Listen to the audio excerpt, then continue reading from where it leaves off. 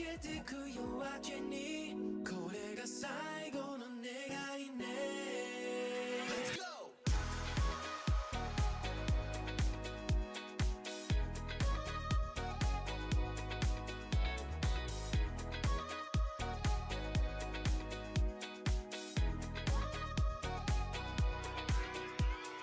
レオンの絡む花踊る影揺れるステップ流されるままにはにかむ横顔に遠くで響く鼓動探すほど見失い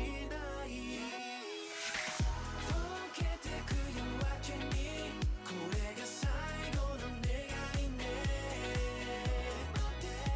嘘でもいいからみんなないものねだりね Let's go!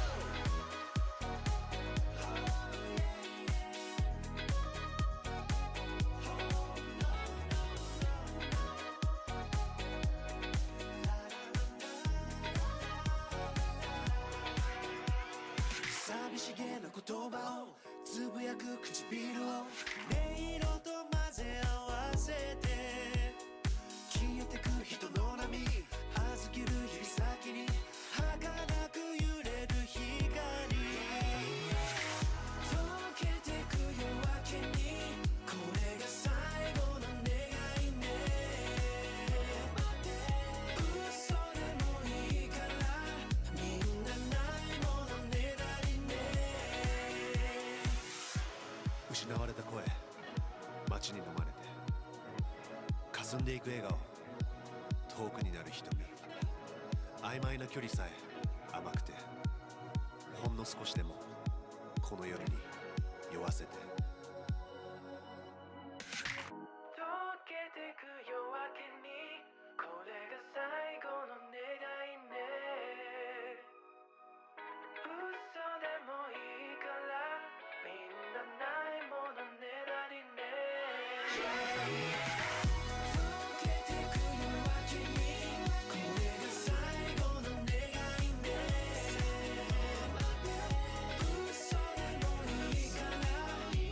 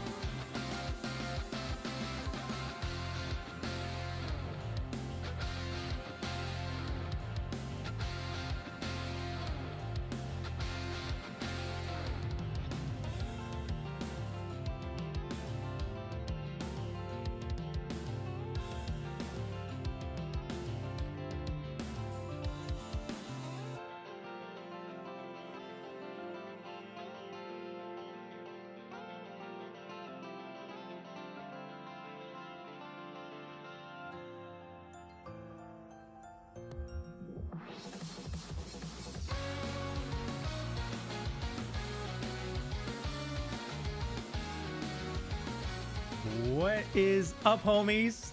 Welcome to stream number 4. Thanks for joining us today. I see we have some new people in the chats. Thank you for watching the VODs beforehand, even though you couldn't make to these streams before, but glad you could make it out to the first one. And whoever else is also joining today. Please let me know if you guys can see me and hear me okay. Hopefully it is, but I'm always touching the controls in between streams, so don't know for sure. All right. But as always, we're going to be doing a Q&A stream for 2 hours. First hour and a half is going to be any Japan language questions, Japanese language questions you have.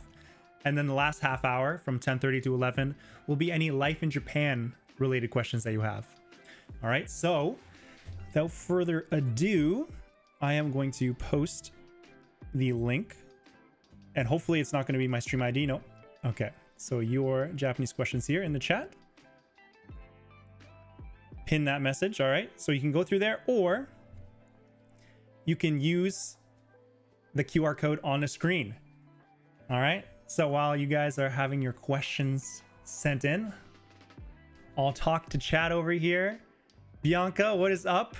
Thanks for joining us again, and thank you for spreading the love again last time. Hope you're enjoying. I added 2 new emotes since you asked. With your generosity, YouTube let me add 2 more emotes, so I added 2 more. And I'm also thinking about maybe hiring like an artist to do some like animated ones. Like it won't be like the ones I have now, maybe like animated chibi ones. Don't know. Let me know how you feel about that. Who else we got in the chat?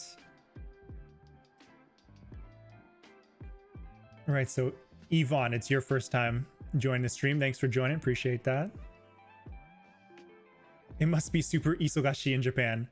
Yeah, I mean, it's pretty isogashi over here. I'm always working on videos, whether it's a weekday or a weekend, but that is the lifestyle I choose and I enjoy doing it. So isogashi, but a good isogashi. It's a good busy. And Malma, yeah, thanks for making it to one of these. Glad you could make it. Always nice to have new people in the chat, as well as the longtime viewers who are here every time.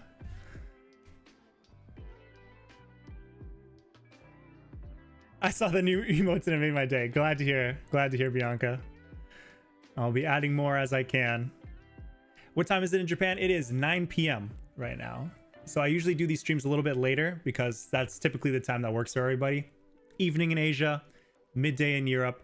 Americas, it's a little bit early, but you know, it's doable if you're on the East Coast. West Coast, 5 a.m. I think. A little bit trickier, but I think this is the best time that works for everybody.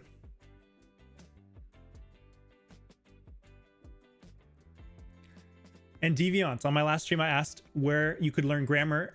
I recommended a site, and it's really good. I'm glad it's working out for you, and honestly, good for you for doing the follow-up and checking it out. I mean, that's where a lot of people, I think, trip up, is they have all the good advice or advice that could work for them, but then they don't test it out for themselves and they never follow through. So good on you for testing it out, and I'm glad that it works for you. So keep up the good work. All right, let me try to refresh my inbox, see if. Oh yeah, I think we got some questions in here. So let's see if we can sort this. Yeah, newest first. Yeah, that should be right. All right, so shall we get going here? All right. So, first marshmallow of the day. First question. What do you think is the single most important thing for actually succeeding in learning Japanese? Good question. Good question. I actually have a video on this. It's the secret, I believe. Secret to learning Japanese. So it should pop up in the chat here. But I actually, in this video, I list 2 things that are most important for learning Japanese. And honestly, they're not the sexiest answers. They're not the answers that most people want to hear. Number 1 is discipline. Like at the end of the day, like I was just talking with like Deviant for actually following up and using the grammar guide and whatever. Like that's the number 1 thing you got to have is discipline, right? Because at the end of the day, there's infinite resources out there for you. Like there's a lot of good resources. Like course, there's my YouTube videos. There's like 100 other YouTube videos out there teaching you whatever you need about Japanese. There's like all these textbook sites, whatever. But at the end of the day, it doesn't mean anything unless you can study it. And not only can you study it, but can you study it on a long-term basis? Because Japanese is such a different language from English, it's going to take time to learn.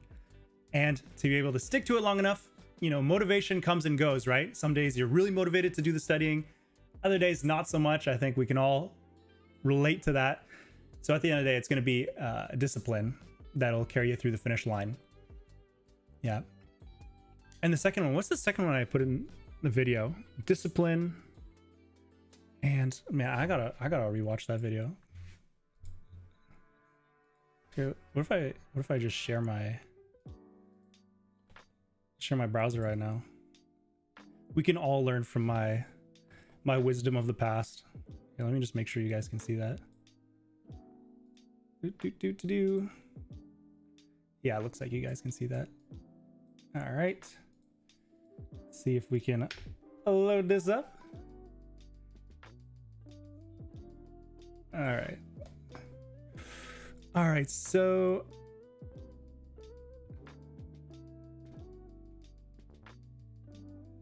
how long does it take? My takeaways.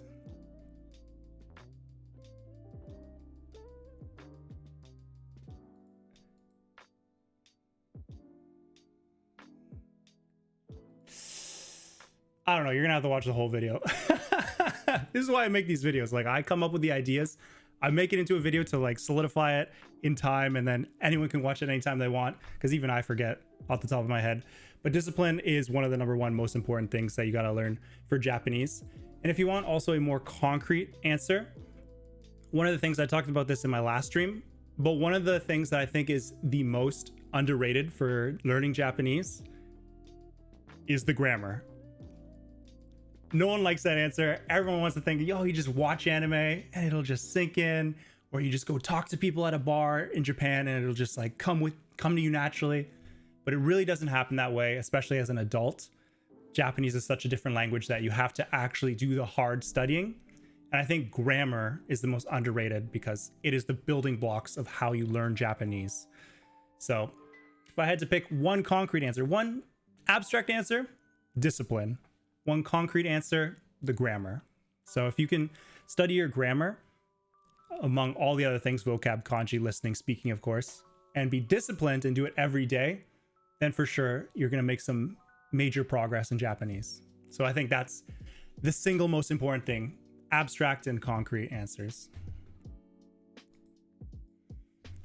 And Bianca, I'm glad you think discipline is a really good point. Like, it's such a common answer, I guess you could say, but it literally applies to everything in life. Like, not just Japanese language, any skill. You want to learn the guitar, you want to learn singing, you want to get better at some field, you want to be a better plumber, literally anything. Like, you got to be disciplined. Like, anything that's worth getting good at takes time. And, you know, even if it's something that you love doing, you're not always going to want to do the hard work that it takes to get better at it. And at the end of the day, it just takes discipline. And Japanese is no different. So just got to take the time to do it. Shameless video plug, yeah. I mean, to be fair, I mean, if you come to my channel, you probably watch my videos anyway, so I may as well just shamelessly plug my videos here. Let me change that though. I get a little bit of the ick just watching my own face all the time. All right, next question. Thank you for your question. Very important. Let's see.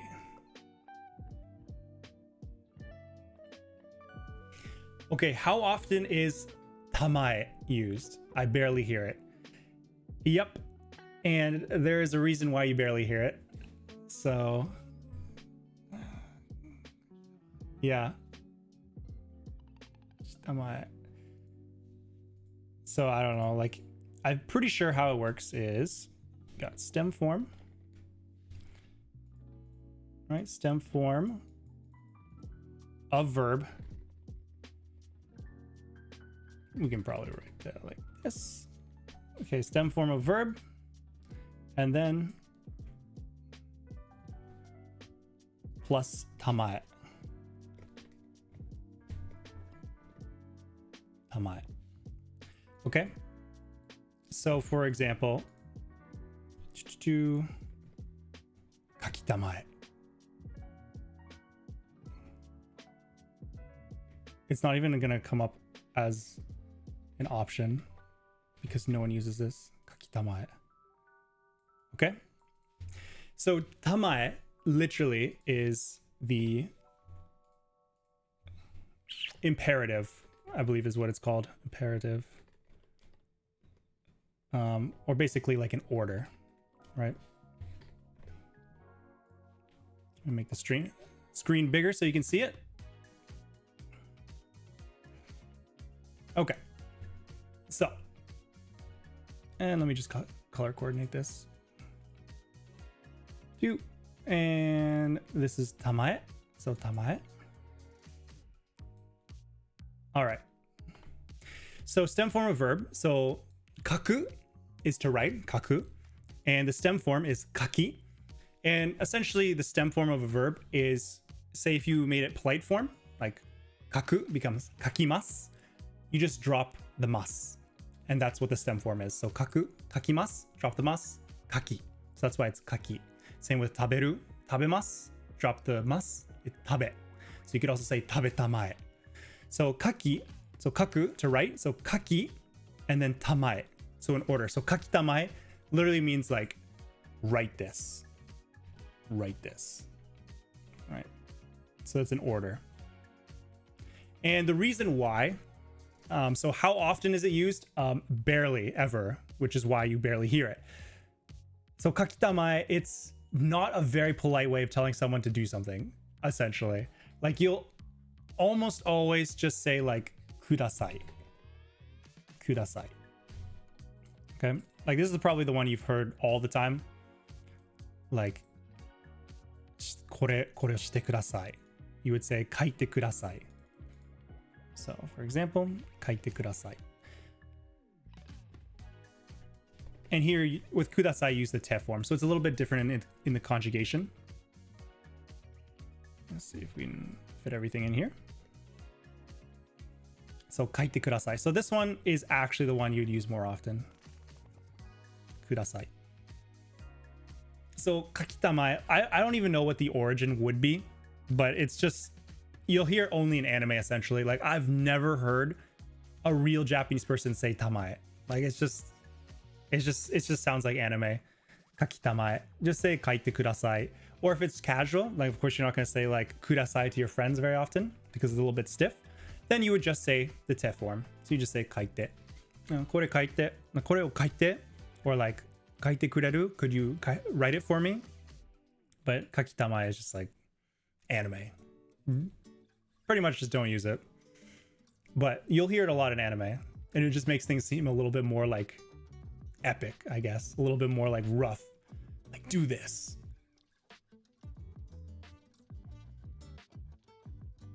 Victor Blade says consistency. Yeah.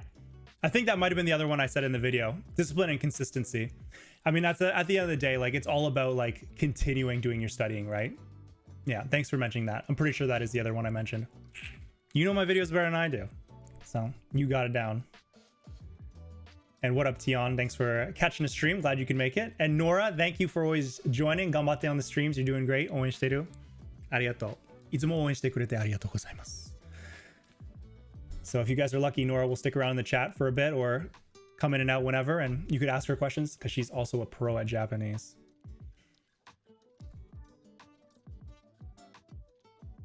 Yeah. Nasai. What about nasai?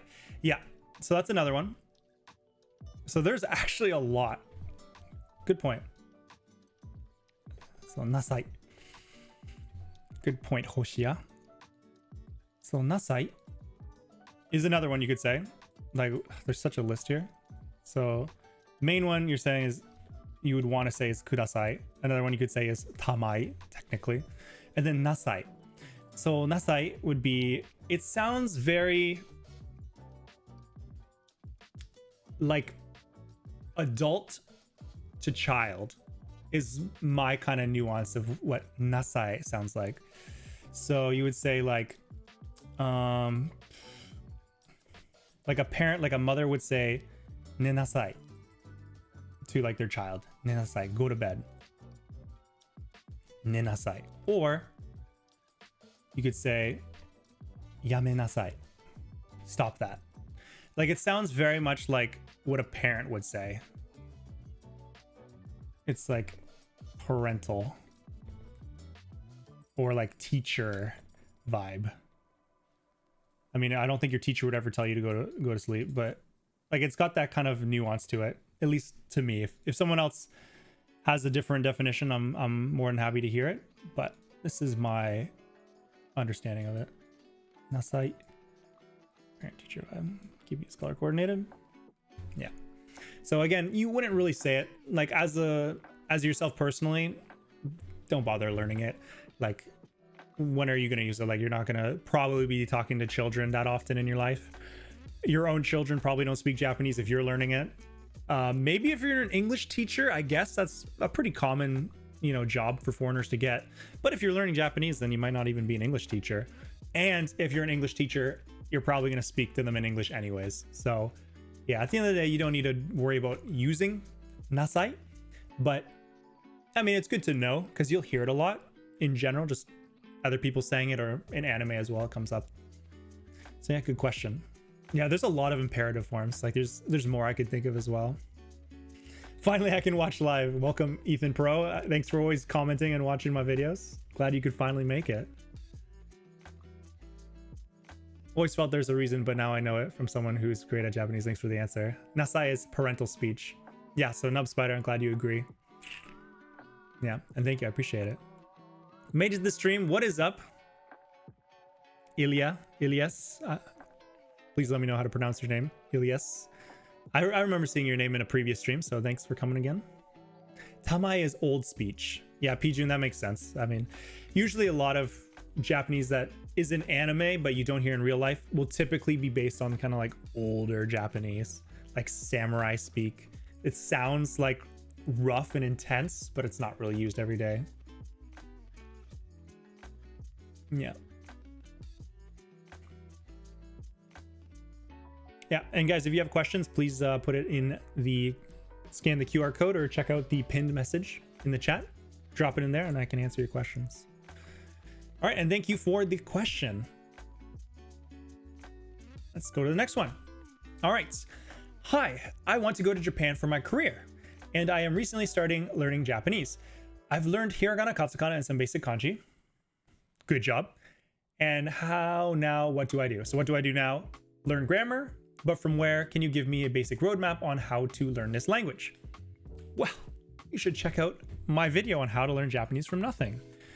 So, I mean, in this video, I help explain what you should be doing from zero. You're clearly not at zero since you've already done hiragana, katakana, and basic kanji. But yes, I would definitely recommend learning grammar and vocab. I would say are the ones that are missing right now, because you got the hiragana, katakana for sure. That should be your number one. And hopefully you've also learned some basic pronunciation associated with the kana.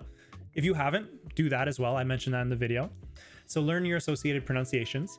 And with the kanji that you're already learning, add vocab and grammar. And I'll give the resources in this video, so be sure to check that out.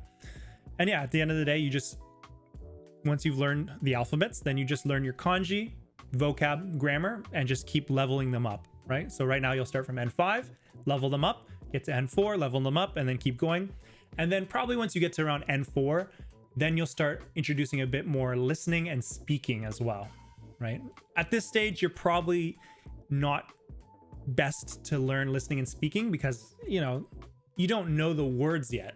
So just listening to it isn't going to mean anything, and trying to speak it, speak with what words, right? So definitely focus on the vocab, grammar, kanji, get that up to a level 4 or N4 level, and then start introducing some basic speaking and listening and keep going from there. But yeah, again, check out my video if you want a nice roadmap, because I write it out there. That was my question. Thanks, Sealwing. Yeah, no problem. Not sure if you're referring to this question or the one before, but yeah, glad. Thanks for dropping in a good question, and glad I could answer it. Okay, Yanis is okay. Yanis. All right, appreciate it. Yanis. Hopefully pronunciation is not too bad, but if it is, please forgive me. And don't be afraid to correct me as well. But yeah, nice seeing you out here again, Yanis. All right. And yeah, Ethan, yeah, don't forget to use the link, the pinned link in the comment section if you want to add your questions.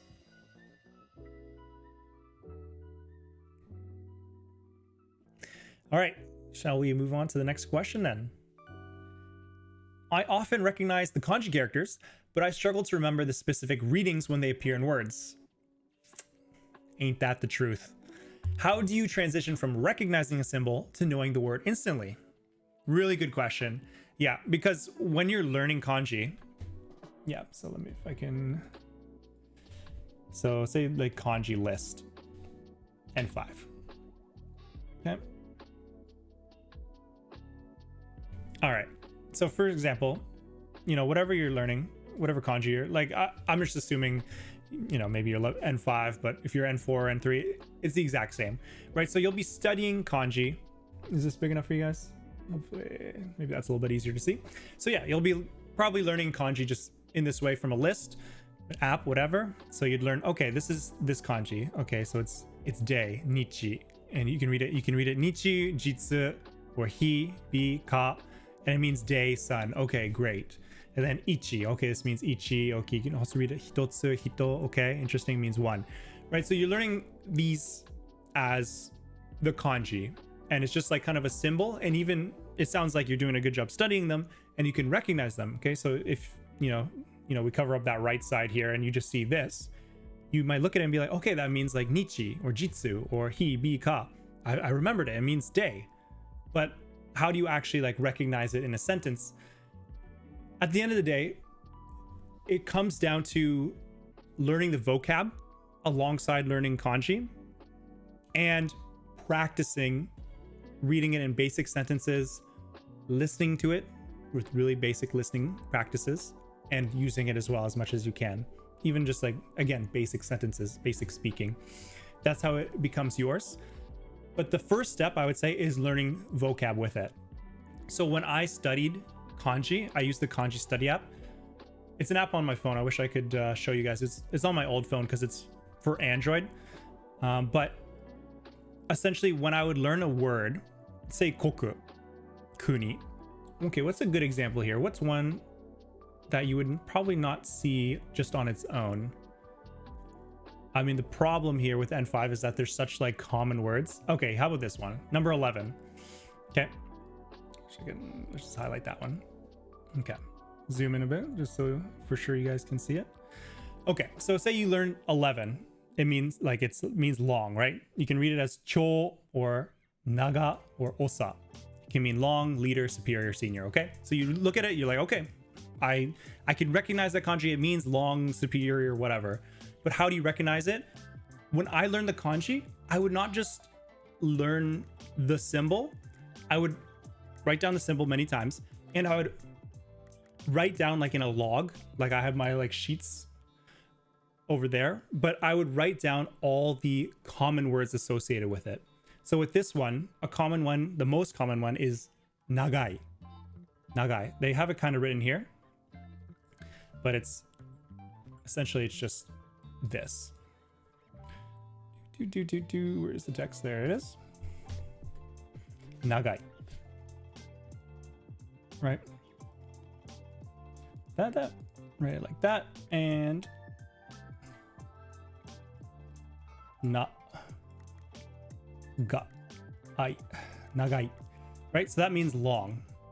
So because I'm learning this character, let me just turn off the browser audio in case you get some weird audio in the background. So yeah, if you're learning this character, then I would learn all the associated vocab with it. And nagai is the most common. There's another one where it's literally just this character alone, and it means osa, like village leader, essentially. You'll hear it in some anime. You don't really need to know it if you're at N5, like that's a pretty niche one. But all the common words, just write it down in a list as you learn the kanji. And instead of just associating the kanji as like a symbol with some like abstract meanings, learn it with common words that are actually used. And for me, this is like a 2-for-1, right? Because you're learning the character And while you're learning the character, you're also learning vocab, right? So you're just studying both at the same time, and it's more useful because you know when the character is actually used. Because I mean, N5, it's like okay, because you know most of the time like the character's meaning is basically the most common word that it's used in, right? So number 11 means long, and nagai is the most common word. It means long, right? And most of the N5 kanji are like this. But then you get to some more abstract ones when you get to like N3 and higher. Like it'll be like, okay, the meaning can be like, it's like resolution. And you're like, hey, what? Okay, like I guess that kind of makes sense, but like, what does that mean as a character?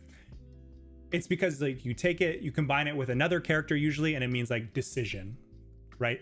So it's more helpful to learn that character with the vocab that's used most commonly. And then it's like, okay, you're not learning some abstract definition of the character, you're learning real words that are used. And for me, that's the most effective. So I'd try doing that. And then you'll actually be able to recognize it faster as a word rather than a symbol, because you already know what the words mean, right? And then it's just a matter of repeated exposure and making sure you learn it over time.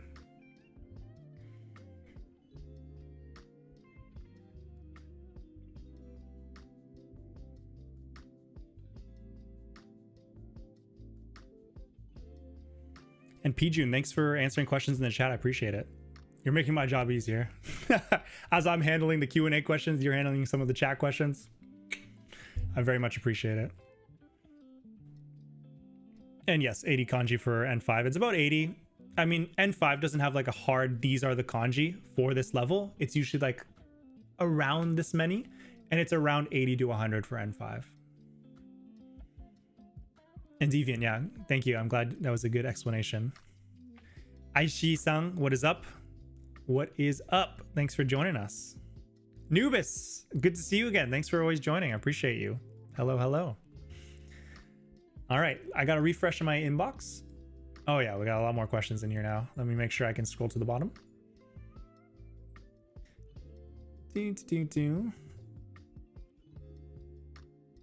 Okay, here we go. Okay. So, what Japanese slang do you or your friends use, and which ones are popular? Yeah. Good question. All right, because a lot of times when you're reading the textbook, you're not going to see slang. So, these are kind of questions that you have to learn just from like listening and hearing what people say.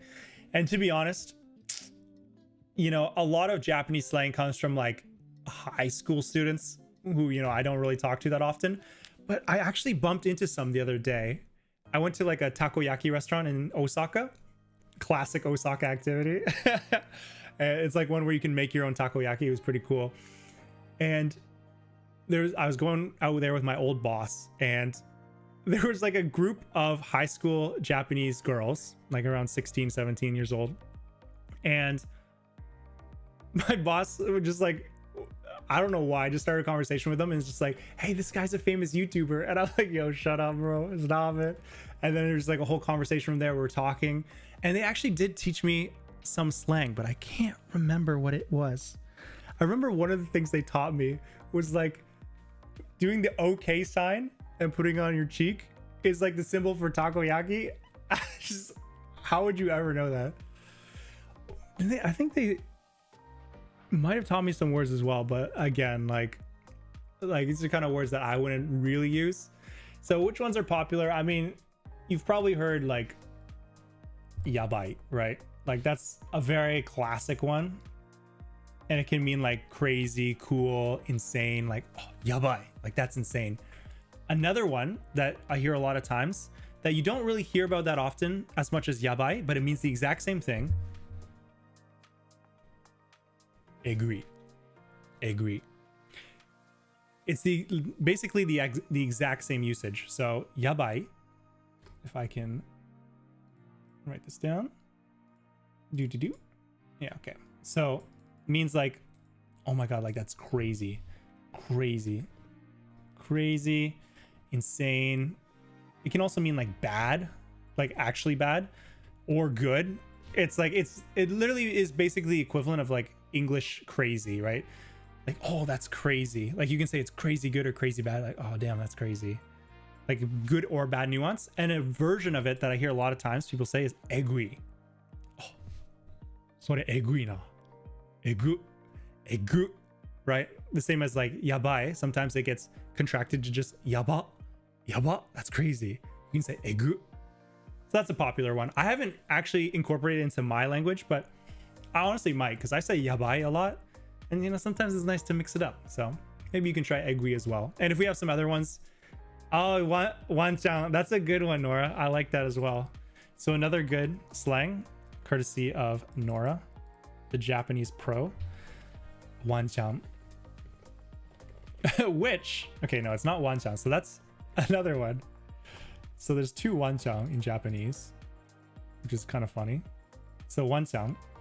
So first of all, I'm pretty sure wanchan, if you know the difference between these ones, you're pretty good at Japanese. I'd say you're a Japanese god at this point. So wanchan literally means dog. This one means dog.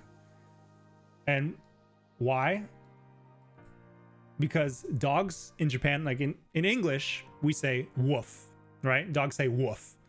But in Japanese, they say wang. Wang. Instead of woof, I guess it's wang. They kind of hear it different. So another way of calling a dog in Japan is wanchan. And chan, just like the suffix. Like if you, for like say girls, chan or kun for men, it's just wang, like woof, chan. So it's like you're calling a dog woof chan, right? So that's wanchan, with chan being in hiragana because it's that suffix, right? But wanchan, it literally means, from English, one chance. It's a contraction of one chance, wanchan. And how it's actually used, it basically means maybe, or there's a chance. There's a chance. Just leave it at there's a chance. Maybe there's a chance. So it's a little bit of a waseigo, like made up English from Japanese, because we don't say one chance. Like we don't use it like this, but they say wanchan, like wanchan, nandaro. Wanchan, naka, nandaro, party ikeru. Party ikeru. So wanchan party ikeru. Like there's a chance I can go to the party. So party ni ikeru is like I can go to the party. Wanchan is like there's a chance. So you're just saying like one chance. There's one chance that there's a chance I can go to the party, essentially. So that is a fun slang that a lot of people use. That's a really good example. Thank you, Nora. I sent a super long question. Then I guess we'll be reading that super long question most likely. Thank you for your question, Giannis. Duolingo getting desperate. I mean, yeah, they just need to get better at making their content, honestly, because they have great advertising, but just the content is really lacking, for Japanese at least. Hamikyang? Tion, what is hamikyang? Hamikyang? Please tell us what that means, because I don't know what that means. Is it Q&A? Right? Can I ask personal questions? So in the last 30 minutes of this stream, I'll do life in Japan questions. So you can ask like, you know, how do I make friends here? How am I getting along here? Those kind of questions. I mean, personal questions like, what's my biggest insecurity? It's a little bit off topic, you know? So, you know, if it's related to Japan, then feel free to drop it in the chat. If it's not, you can put it in the regular chat, and, you know, if it's appropriate, then I might respond to it as I read chat, you know, occasionally. But in general, we're trying to keep it on topic about Japanese language or life in Japan.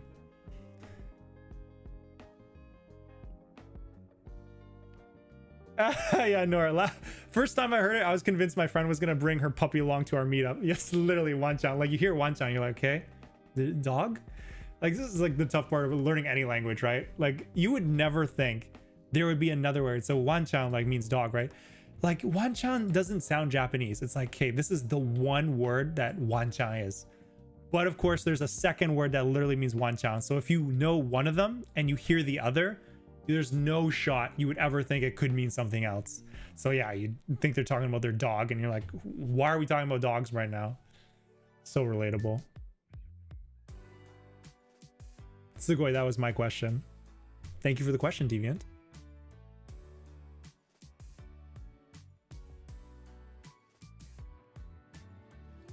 Wanchang. Okay, so Nora's saying that you always use it with kamo.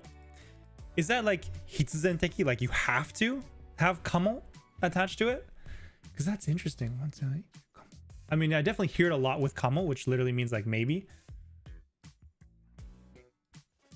But I've never thought of it as being like it has to. That's interesting. Like, how tall are you in Japan? Yeah, of course I can answer that question. I'm like 185 centimeters, so like 6'1", which is like tall, right? In general, especially in the West, it's like tall. It's not like monstrously tall, but it's like tall. But like 6'1" in Japan, like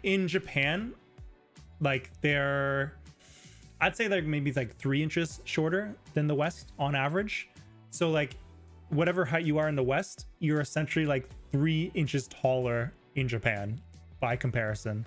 So I'm like, if I were 6'4" in the West, that's me in Japan. So yeah, people are always like, oh my God, like you're so tall. And like, I get that sometimes back in Canada, because like I'm like above average, I'm tall, but like not as much as I get in Japan. They're like, oh my God, you're so tall. Like, are you like 2 meters tall? Like, do you hit your head on like the freaking roof in your house? Like, bro, I'm not that tall. Like, come on. Yeah.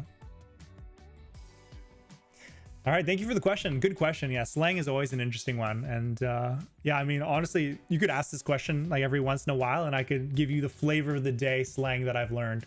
And whoever else has ideas in the chat, like Nora, can drop them. And it's always fun to hear people's slang. Yeah, I see. I'm 184 close. I got you. I'm just so much taller than you, but don't worry about it. 184 is pretty tall. Space Traveler 180. Nice. 180's gang. 192. Okay, get out of here, Roselle. You're just making me feel short now. I'm kidding. All right. Next question. Are there many words that have the same base and mean almost the same thing, but differ in one kanji and formality? So, kyuryo, kyuyo, yokin, chokin. And is it actually important or just handy to know them in such pairs? And Nubis, thank you for joining Sakura supporters. Appreciate your support always. Always asking good questions, always talking in the chat, and thanks for becoming a member. Enjoy your emotes. Yeah, there are a lot of words that are similar. Yeah, kyuryo, kyuyo. Yeah, that's a good observation. Like, honestly, it's one of the tough parts about learning Japanese. Kyuryo, kyuryo, kyuryo. Freaking testing my Japanese, like reading right now. Can't trip up here. But like, these are so similar, it's ridiculous. So this is kyuryo, and this is kyuyo. Kyuyo. And they both essentially mean salary. Okay. So that's the tricky part. So the tricky part is that they both mean salary, essentially. There are subtle differences with these. So yeah, sometimes there's going to be two words that are basically the exact same, totally interchangeable. This one there is a nuance difference. I mean, again, I couldn't give you 1000% correct, but my interpretation of the difference is kyuryo is the most common way to say it. So if you were speaking, I would just stick to kyuryo. Like, that's just your salary, how much you make. Kyuyo, you see this, like I see it on like my tax returns, or I would see it on like what my employer would send me. Like, this is your reimbursement, your compensation, I guess you could say. This is maybe a good way to think about it. Compensation, you know? So I would say, like, if we had to really drill down into the nuanced difference, I would say this one is compensation. That's as close as I could get to like a definition in English. Oops. Copy that. And then I would say this one's actually just salary, right? So again, I mean, people always complain about Japanese. I do it too, so I can't say anything. But people always like complain, like, oh, okay, kyuryo and kyuyo, like, what's the freaking difference? Like, why can't Japanese just have one word that means both, right? Like, why do we have to duplicate words here? English does it too, right? Like, what's the difference between salary and compensation? So again, like, it's basically like that. So kyuryo, salary, is the one you normally say. Like, we would say it in every day, like, oh, what's your salary? If you're willing to ask someone what their salary is. Oh, like, I get paid this much as my salary. Compensation, like, we don't really say that often, but it technically means the same thing. It's what you're getting paid. But you'll see it on a lot of forms. Like, this is your compensation. So that's why I probably see it on a lot of tax returns or on forms that my employer gives me. So yeah, there are a lot of those in Japanese, and that can make it tricky to kind of remember like the differences here. Like, oh, kyuryo, this is kyuryo, and this is kyuyo. For sure, it adds a layer of difficulty, but English is the exact same. So at the end of the day, it's worth learning both. Just if you can, try to understand which one's more common that you should actually use, and then just be aware of the other one. And then you can understand it when it's spoken, but you're using the most natural one. Yeah, that's my interpretation.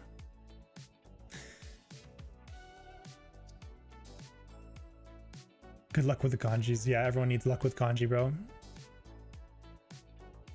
I just finished learning hiragana today. I also discovered there are not only hiragana and katakana in Japanese, but also 2000 kanji. Yeah. Well, welcome to Japanese. Take a number. Yeah, I mean, that is what it is. It adds definitely a layer of difficulty to learning Japanese, but the characters can be fun to learn. So if you can learn to love them, then it's not so bad. It's like a secret code. The struggle is real, Bianca. Hashi hashi. I wonder if Japanese people also get confused like us.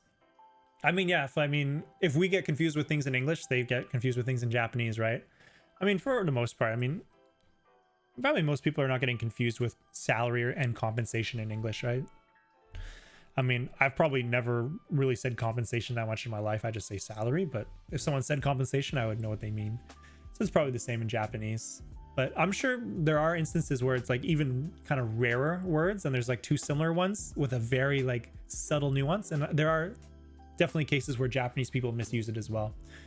I've definitely learned examples of that where Japanese people tend to technically use wrong Japanese, but it's just so common that people use it, and it's the same in English. So yeah, just the daily reminder that you don't need to be perfect with language, right? Because we aren't perfect with English or whatever your native language is, and Japanese people aren't perfect with Japanese. So don't expect yourself to be perfect. The goal is not to be perfect, it's to be fluent and to enjoy it so you can do what you love with the language, you know? And it's probably to connect with other people and maybe to watch anime. But if you can do both of those, then it doesn't need to be perfect, right? All right, I'm going to move on to the next question. Try to get through as many as we can. How often do words like ojo appear IRL? Not that often. Ojo. Yeah, I mean, ojo probably, I don't really hear it. I would maybe hear it kind of like ironically, because ojo is just like a lady essentially. But there are like other ways that people just say lady, like josei just means like you're a woman, a lady. Ojo, like you'd hear a lot, ojo-sama. Like you hear this a lot in anime. Even if you don't speak Japanese, you've probably heard like ojo-sama, right? Ojo-sama. And it just means lady, like lady of the house. Like it's like, say like the daughter of an affluent family, you would call it an ojo-sama. And sometimes Japanese people actually do use it. Like they'll kind of, again, use it ironically to like refer to like a girl or like a young lady who's like very clearly from an affluent family who's like rich, and like, oh, kanojo wa ojo-sama, ojo-san. Like not in a bad way usually, it's just like, oh yeah, they're rich. It's just one of their ways of saying it, but it doesn't come up super often. But yeah, occasionally, mostly anime.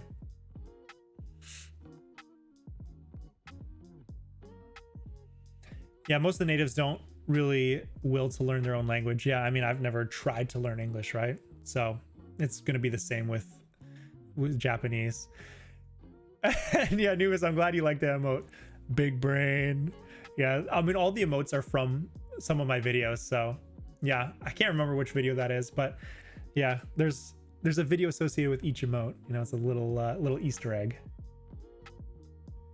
Nora's heard someone say ojo for someone referring to their pet before, but they're not sure.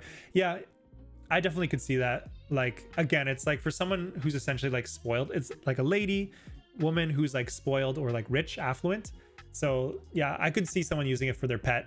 I've definitely like heard it in that kind of context before. It's like a female pet who's like treated really well, right? They get their hair cut, you know, they get all their treats, they get taken for walks every day, they're put in their little pet strollers that Japanese people are obsessed with, you know, and then you would call that dog like an ojo-sama, an ojo-san, because they're just like treated so well, like they're a lady from an affluent family. Yeah. And did you know there are more pets in Japan than children? I kid you not. There are more. That's how bad the population crisis is in Japan. There are more pets than children. And I'm not sure if there are more strollers for pets than children, but oh my God, there's a lot of strollers for pets. Like, it is a small little tidbit of culture shock you'll get when you come to Japan. Like, there's so many strollers for pets because everyone has small dogs in Japan, right? Because there's generally the houses are smaller, the apartments are smaller, so you're gonna have smaller dogs to enjoy their lives more. And so there's all these small dogs with strollers that can fit in strollers and people buy it. I literally like walked across the other week a store that was literally all they sold were dog strollers. That's it. Like, that's insane to me. You would think at least you would sell, okay, dog strollers, baby strollers, you know, whatever else. Just dog strollers, a store dedicated to dog strollers, and it survives. That's how insane the culture is. Yeah, using it for pets is so cute. It is really cute. Like when my mom visited here, like she was just taking pictures all the time of like all the dogs in the little strollers. Like they get their hair cut. Oh my goodness, there are dog hair cutter places all over the place. I literally I was talking to a friend the other day and she's like, oh yeah, I went to like a pet school. Like she went to like a senmon gakko, like a trade school to learn about animals so that she could be a dog groomer. That's a real profession in Japan. It is so common. They'll just like get a cute little afro done. If they're like a little toy poodle, just like cute little afro. They'll like have like a skinny body cut and then like the tail's all poofy. Like, it's insane. They really just, all the dogs here are freaking ojo-sama for sure. Yeah. It's really cute, but I guess that's where all the parental energy is going when they don't have kids, you know? All right. That is really funny. That's a funny sidetrack, but so true. Next question. In the early stages of Japanese learning journey, would you suggest dialing in on grammar first before vocab and kanji? And 2, with 1 to 2 hours per day spent learning Japanese, what N could the average person achieve in 2 years? JLPT. Yep. So to answer question number 1, as I've mentioned in a previous stream, thanks to someone who kind of left their interpretation of the correct order of learning Japanese, and then I kind of put my own opinion on what the correct order is. So in my opinion, to reiterate, the correct order to learn Japanese is hiragana, katakana, and basic pronunciations first. As a group, you learn them both. And then next, it would be kanji, vocab, and grammar at the same time. That's what I would do. Like, they all complement each other. Sure, you can dial in on the grammar first, but at the end of the day, like, what is grammar? It's how you connect words to form sentences. If you dial in on the grammar, that's great. You're taking your studies seriously. But if you learn a ton of grammar and you don't have the vocab or kanji knowledge to back it up, then it's like, hey, I'm learning all this grammar rules, but I don't really know the words that I'm actually putting together here. Like, I don't know the sentence I'm putting together. So they all complement each other. Again, if you just learn words, conversely, okay, I know all these words, but I can't actually use them in a sentence, right? So they both don't mean anything on their own. And again, with kanji, like, you can know all these words, but if you don't know the kanji, you can't read them. So they all complement each other. Learn them at the same time. Of course, learn them one at a time per study session. You know, do 30 minutes of studying vocab, 30 minutes of grammar. Don't literally study them like at the same time, but you know, essentially just study them all together, and they'll complement each other really well. Like just how I was talking about earlier, when you're learning words like nagai, you're learning this kanji. It's easy to just look at the kanji and like, okay, I know the symbol, but I can't really recognize it in a sentence. Well, then it's good to learn the kanji and the associated common words with it, like nagai. Okay, so this kanji is often used in the word nagai, which means long. Okay, now I've learned one kanji and a vocab, and it's so much easier to remember both of them because they're associated with each other, and it's more practical to learn it that way. And then you'll learn grammar, and you'll learn how to actually use this. You'll know, okay, oh, this is an e adjective. Oh, that's why it ends in nagai. Oh, that's why sometimes it's conjugated as nagakunai if it's negative form, etc., etc. So they all complement each other really well, and I'd recommend learning them all together. And with 1 to 2 hours per day studying Japanese, what end level could you get in 2 years? I mean, 1 to 2 hours a day is really great. If you could actually do 1 to 2 hours every day for 2 years straight, phenomenal work. If you're being efficient with your studying, like we're not counting Duolingo out here, no anime watching, right? You're actually doing your proper studying. 1 to 2 hours a day. If say like you don't know any Korean, you don't know any Chinese, like you have no head start here.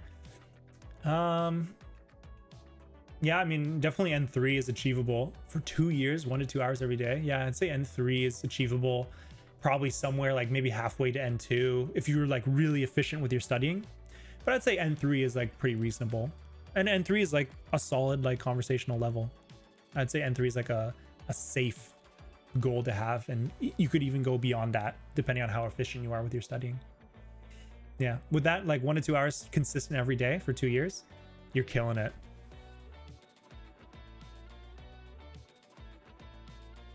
Cat Island is like the half, maybe like half of the pets. Yeah, I mean, I wouldn't say they're pets though, right? They're kind of like strays, so I don't know if they're counted as pets. But yeah, Cat Island. I went to a rabbit island as well, an island just full of wild rabbits. They're so cute. In Shikoku, went with my friend Benji West. Such a good place. Would recommend Rabbit Island. Japanese pets probably get more expensive food than I do as a university student. Yeah, honestly. Like the pets get here, like the pets out here get treated like actual royalty. They live better lives than the average human, I would say. Low-key want to move to Hokkaido with a husky. Yeah, honestly, that's a play. Yeah, there's like more space in Hokkaido, right? So you could probably afford to get a bigger dog because you probably have like a bigger place to live as well. And then, you know, in the snow as well, you can maybe buy a dog sled, travel around. You don't even need trains anymore.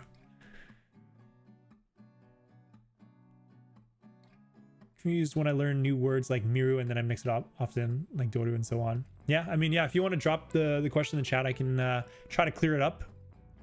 But yeah, there's definitely lots of words to get confused. The slight Duolingo shade. I gotta throw Duolingo shade every stream I do. Great marketing, and I like that they get people to do the studying every day, but I really want them to get the content down. And Ethan, I do streams every other weekend. Every other Sunday is the schedule I'm going to be doing. Appreciate you coming out. All right, let's move on to the next question. Okay, been 4 years since I started learning, and right now I'm somewhere between N2 and N1. Great job. But I think it hasn't been great lately because I've completed N3 in the first 2 years. At the moment, I haven't really been studying, but I have enough exposure through anime and J-pop. Underrated in my opinion. How do you know I should continue? I'm not in, I think my question is cut out here. There it is, yep. I'm not in any rush. Thanks for the great content always. Thank you so much, and thanks for watching my content. And fantastic job getting to N2, N1-ish in 4 years. I mean, that's fantastic work. Like in 4 years is really good time. And it's not a race by any means, so just the fact that you've kept it up long enough to get to that level is amazing. But you feel like you're not doing great lately because you got to N3 in the first 2 years. So I'm guessing, you know, classic, like, you know, if we can draw this out, like, right? So N5, maybe I should get some new white board out here so we have some more space to work with, and I'll also full screen that just to give us our maximum real estate on this board. So this is the classic problem with learning Japanese and probably any language, to be honest. N3, N2, N1, right? So these are your levels. And so you said you got to N3 in 2 years. Okay, 2 years. And then you're now like around here-ish, right? Here-ish. I'll try to type as much as possible because my handwriting is not good on a mouse. It's not good in general, but I'm blaming the mouse. And this was, again, another like 2 years. Right? Okay, let's just get rid of that because that is really ugly handwriting. I apologize. Okay, so this is your predicament, I'm assuming. So in 2 years, you got all the way to N3, right? Great, you got 3 levels from nothing. And then another 2 years, you only went up like 1, maybe 1.5 levels, which is like half the number of levels you got up in 2 years before. So it feels like you're making half the progress, right? Understandable feeling, but you're doing great. Like if we break this down, here, how can we write this best? Kanji, vocab. I mean, there's also grammar, but just let's keep it simple for now. So if we just say kanji, vocab, boop, boop. All right. Okay, number of kanji you need for N5, about 100. Okay. And I don't know the exact numbers all the way, so I'm just going to give like rough estimates. For N5 or N4, sorry, it's about 200 probably. And then for N3, I think it's another 200. And N2 probably like around like 500. And then N1 1,000. And you can probably tell what I'm getting at here. And again, for the vocab, honestly, I really don't know what the vocab numbers would be. I just know that N1 is about 10,000. That much I can tell you. 10,000. And if I had to take like a stab at it, probably like proportionally, this would be 5,000 for N2. And then for N3, so let's just give it a 2,000 and then say 1,000 here. It's like something like this. Okay. So you can probably tell like what I'm getting at here. So N5, the most basic level, it's going to be challenging. Like it has the least number of kanji, only 100 and only 200 vocab, but it's going to be challenging because you don't know Japanese, right? So, you know, it's still tough, but objectively it has the least number of kanji and vocab that you need to learn for all the levels. And again, N4, with each level, it slowly increases the number of vocab and kanji that you need to learn. So the fact that you've got to N3 in 2 years, fantastic. That means you learned all of these, right? And I'm going to be honest, like the fact that this is bigger than the other numbers is killing me. My OCD is just destroying me out here. I can't focus like this. Okay. So this is what it looks like, right? So in 2 years, you got all of this, right? Fantastic. You did 3 levels. So that's 500 kanji and say 3,200 vocab, roughly. Okay. Stick with me, roughly. And then in another 2 years, you learn N2 and probably a little bit of N1, right? Because you said you're somewhere in between. Well, let's look at the numbers here. So in the first 2 years, you learned a total of 500 kanji and about 3,000 vocab. And just with N2 alone, again, you're learning another 5,000 or 500 vocab and 500 kanji and 5,000 vocab. Like that's N2 alone is essentially all of N5 to N3 combined. So the fact that you did that in the same amount of time, plus a little bit more, means that you've gotten more efficient with your studying, which makes sense because, you know, studying in the beginning is tough because you've never done it before. And then you get more used to it and you get a bit faster at it. So even though it feels slower because you're not going up as many N levels, you're making arguably more progress, right? Because you're learning more kanji and more vocab. So I would just say keep up the good work. And if you would like, I have a video on this exactly. I mean, you're doing great. But I have a video specifically on how to overcome the Japanese plateau. And one of the main concepts that I talk about is that you are making progress. If you're doing the studying, if you're learning your kanji and vocab every day and your grammar and you're practicing listening and speaking and you're doing that every day, you are getting better at Japanese. Trust me, you're getting better. The problem is that the problem is that the progress doesn't feel as fast, because as you learn things in the beginning, you get noticeably better, right? If you learn 100 kanji, you just jumped a whole N level, right? You went from N5 to N4. Now you're on N4 just from 100 kanji. But if you learn 100 kanji, well, you only got halfway through N4, and then you have to learn another 100 to get to N3, and like et cetera, like it gets bigger and bigger. So you're learning the same amount or more, but you're not noticeably improving as much. And that's the problem that everyone faces, is that that's the plateau. You don't feel like you're getting better, but you are getting better. It's just not as noticeable, because like the amount of Japanese you need to learn just gets like exponentially larger, and the utility of each word you learn gets smaller. Like the words you learn in N1 are more rare and you don't use them that often, versus N5, you use those words all the time. So when you learn the word like taberu, to eat, you're like, oh my goodness, like I now understand like so many more sentences, and you can say to eat, and you understand when people talk about eating. It happens all the time. And so you feel that improvement. You learn 5 vocab words in N5, and you're like, oh my God, I learned like so much has unlocked. But you learn like a word in N1 and it's like the word for frickin' like bedazzle or like zesty or sapphire. It's like, these are words that it's like, hey, it's good to know, but it's not gonna like unlock so much knowledge, right? Because you're only gonna hear it like once a year, maybe, right? So that's why every word in kanji you learn in N1 or N2 even, it feels slower. Like you don't feel like you're progressing as much because it's not as practical. And the real strength in learning these kanji and vocab come in learning them in big numbers. Because a single word from N1 is really niche and you're not going to use it that often. But learning all the vocab in N1, you're definitely going to use. And it's really going to expand the vocab that you can use in everyday language and the vocab that you can understand. So yeah, that's the plateau that everyone goes through. At the end of the day, you just need to understand that you are getting better. If you're putting in the work and studying, you're getting better. You just need to give it time, and it'll feel slower, but just keep putting in that good work, because you're at N2, N1, and that's fantastic. Just keep at it. You'll do great.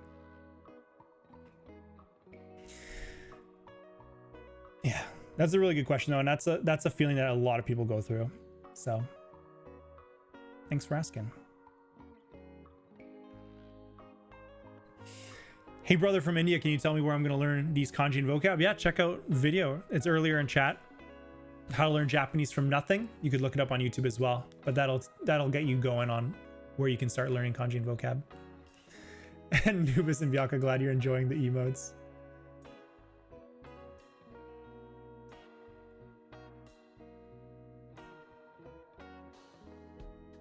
I noticed many sentence conjugations repeat in N2 and N1. There's just a small nuance difference. I guess that's all it's made of. Yeah.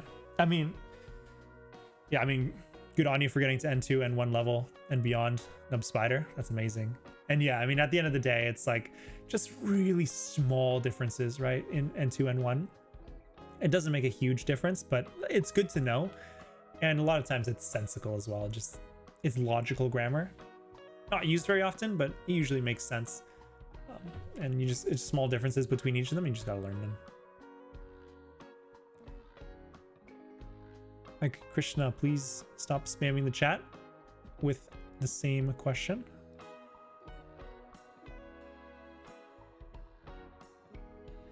And no Spider, the command is nothing for that video.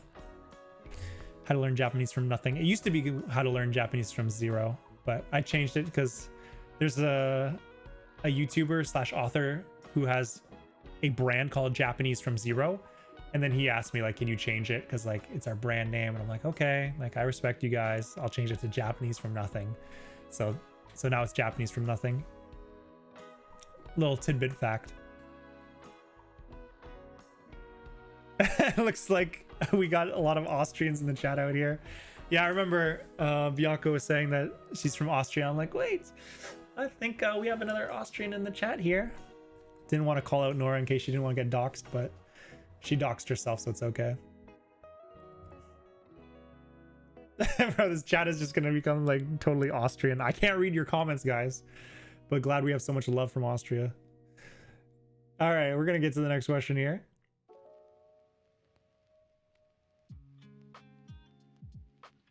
Okay, here it is. Hi, thanks for the helpful tips so far. Have you had any experiences in Japan where cultural, yeah, I'm butchering this. Let me take a drink of water first. I've been speaking for an hour straight. Give me a break. All right. Hi, thanks for the helpful tips so far. Have you had any experiences in Japan where cultural or language differences affected how people understood your questions? Where in Japan where culture or language affected? Yeah. 100%. Let me just think of a concrete example. Yeah, questions. I mean, people can misunderstand me, at least the nuance of what I'm trying to say, based on the fact that English doesn't always translate perfectly to Japanese. And like, I still think like a foreigner because like I'm a native English speaker. So when I speak, I have these English speaker tendencies when I speak in Japanese. And sometimes that doesn't translate that well. I'm trying to think of a specific example to answer your question here.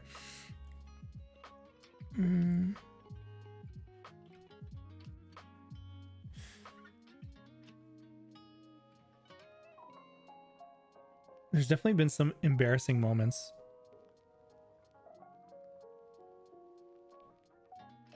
Yeah. I mean, this is kind of different. Like, it's not a question. It's not related to your question, but it is something that tripped me up. And it's like specifically because it's Japanese. I can write this down. Okay. So we all know the suffix san, right? So it's just like, right? So it's like suffix for respect. We all know that. Suffix for respect. And you add it to people's names, right? Makes sense. So for example, if someone's last name was Tanaka, right? Tanaka, you would say Tanaka-san, right? It's just respectful. Tanaka-san. But, okay, let's say we have some dude here.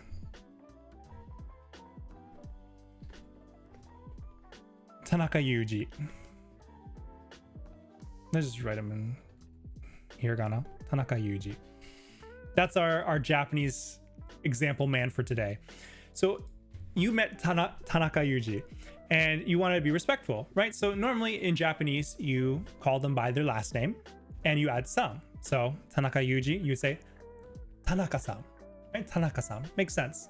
And if you want to be maybe like respectful, but you're maybe a little bit closer, you could say just Yuji-san, Yuji-san, right? So Tanaka-san is like the most respectful, essentially. There's sama as well, but just in general, Tanaka-san is what's appropriate. If you're a little bit closer, you could call them by their first name and add san. Yuji-san, Yuji-san. It's like, it feels a little bit more friendly, but it's still respectful, right? You could also, if you were really close, you can just drop the san, right? So this is the order. Let's see if I can make this more clear. So order of respect.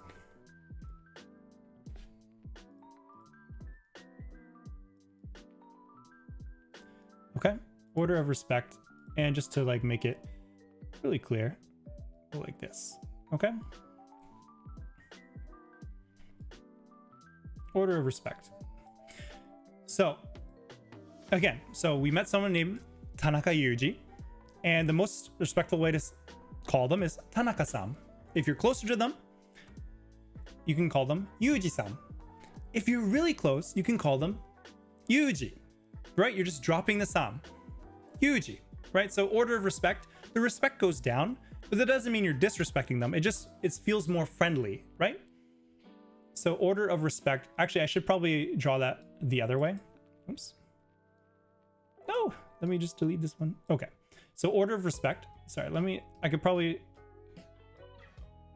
write this a little bit more accurately. So that's the order of respect. So respect goes down, respect goes upwards. And then order of friendliness, friendliness. And again, we'll put this in blue, is this way. Okay. Right. So makes sense, right? The more you respect someone, it's good to show respect, but it also feels a little bit formal, right? It doesn't feel as friendly. So the more respectful you are, the less friendly it sounds. And the less respectful you are, the more friendly it sounds. And you should only use it if you're actually close, right? You shouldn't just like be calling people by their first name if you're not cool like that, right? So his name is Tanaka Yuji. So you say, okay, Tanaka-san, last name is more formal, and adding san is formal and respectful. Or you can go first name, Yuji-san. Or if you're really close, you can say Yuji. But I made the mistake of calling a friend who's older than me just Tanaka. And this is not good. This is not good. This is like warning. Do not do this. This will get you in trouble. Like, unless you're the same age, you're really tight, or they're younger than you, do not just use their last name on its own. Do not just say Tanaka. Hey, how's it going, Tanaka? That it's like it's its own category. Do not, like, this is separate. Don't use. Avoid. Because I made this mistake and called someone Tanaka. It was like a coworker who I'm really friendly with, and I was always calling them essentially by their first name. In this example, Yuji. Oh, Yuji. We're just hanging out outside of work, having fun. But then I called them Tanaka, like their last name. And I thought it's the same thing. Like, oh, we're cool. Like, I don't need to add san to your name. So it's like first name, last name is not a big difference. But when you say their last name, for some reason, if you say their last name without san, it sounds really disrespectful. Like, it's really what they call yobiste. Yobiste. Like, this is a really big Japanese cultural point. Yobiste. So it's basically disrespect from not using san. Okay? Yobiste. Whereas Yuji, it's not considered that disrespectful if I'm close to them. But Tanaka, the last name, if you say that without san, it's yobiste. It's disrespectful. And I didn't mean it like that. I was just being friendly. Like, I was just calling them by their name, Yuji. And in Japanese, like, they call people by their last names all the time. But for some reason, it's disrespectful if you say the last name without san.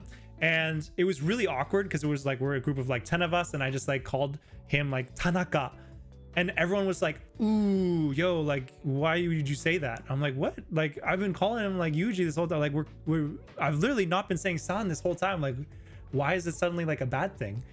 And that was a bit of like a cultural misunderstanding because of the differences from English and Japanese. It's not a question. Unfortunately, I wish I could give you a specific question example like you asked. But this is a case, one of the many cases, where I've been misunderstood in my intentions because of the language and culture.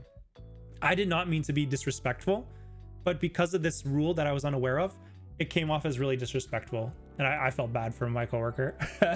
I didn't find out why that was disrespectful until like afterwards, like why that's considered disrespectful. But it was a really big learning point for me. So hopefully you guys can know without having to make that mistake in the field. I made this mistake for you guys, so you don't have an excuse to make it. I embarrassed myself so you guys didn't have to. All right. And there's lots of examples like this in Japanese where there's just cultural and language differences. And at the end of the day, it just takes experience. Hopefully you can learn as many of these ones you know, through me or through any textbook or any other resource. So you don't need to make these painful mistakes. But at the end of the day, like, language learning is all about making painful, embarrassing mistakes. And for the most part, people will forgive you because they know you're learning the language, and you kind of get the gaijin pass, right? Because like you get the foreigner pass because they know that you're learning the language, and you don't mean to be disrespectful. It's just your culture and your language challenges making it difficult for you to fully convey yourself properly. So yeah, go out there and make your mistakes, but hopefully this is one less that you can make. Got it, Tokuyuu-san. You don't need to add san to my name. We're all cool like that. Just call me Tokuyuu. Don't worry about that. So we're all good. What if my name is Yuji? Then you can, I mean, you can call yourself Yuji. Another thing you shouldn't do is do not add san to your own name. I was literally telling my friend this the other day. It sounds like you're just being polite in general, like you're just saying san, but don't add san to your own name. You use san to show respect. So by adding it to your own name, it seems like you're putting yourself up. You're putting yourself up on airs, like you're being a little bit lofty and grandiose, full of yourself. So yeah, don't add san to your own name, even if your name is Yuji. Then you slime out Sukuna. Yeah, it's a jig. I literally thought of Yuji because I literally watched Jujutsu Kaisen today. Yeah, missed the chance to say Yuji Itadori. I mean, I was going to, but I wanted to make it more of like a real Japanese example, you know? I'm sure you could like Yobiste Yuji and he'd be chill with it, you know, Yuji Itadori. He seems like a cool guy. Yeah. Learning from others' mistakes is better, I gotta say. Yeah, because you don't need to go through the pain. Oh, I felt so bad and awkward. It was for you guys, okay? I made that mistake. I didn't know I was doing it at the time, but I made that mistake for you guys, so you better be thankful. God, that's so painful. That's these embarrassing things that you just never forget about. But embarrassment is the best teacher. I will never forget. Do not drop the san with the last name unless they're the same age or younger than you and you're chill like that. Thanks for being the sacrifice. Literally, I am the sacrifice. All for you guys, you know, I do it for the people. All right. Great question though. I really like that question, and I couldn't answer it exactly with, say, a question that I used, but hopefully that kind of along the lines of what you were thinking.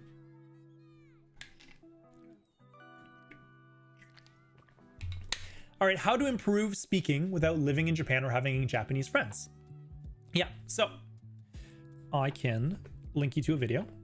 I think we talked about this last live stream as well, but the classic problem is that Japanese people, 99.99% of them are in Japan. There's not a lot of Japanese immigrants in other countries, like maybe in like California, maybe some in like BC and Canada, and like here and there around the world, but for the most part, there's not a lot of them out there. So if you don't live in Japan, it can be hard to get Japanese practice. So in this video that I've put in the chat, I also mentioned like there are online options you can use. Like you can get an online tutor, or there are just casual sites where you can meet Japanese people online. Excuse me. And you can practice just texting each other or actually doing video calls and practicing your speaking that way. Yeah.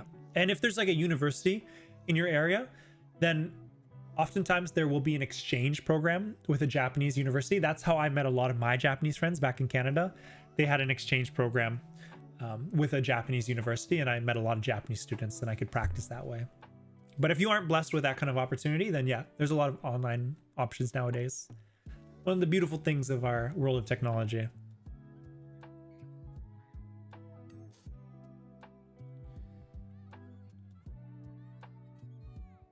For me as a starter, every time I hear the word that I know in anime, I'm like, I'm such a five-head. Yeah, feels good when you can recognize a word in anime. Yeah, feel like a native, right, Bianca? A friend of mine is half Japanese Mexican who grew up in Japan throughout elementary school. Nice. Yeah, I had also a Japanese friend, coincidentally, in elementary school, fully Japanese, but his family lived in Canada.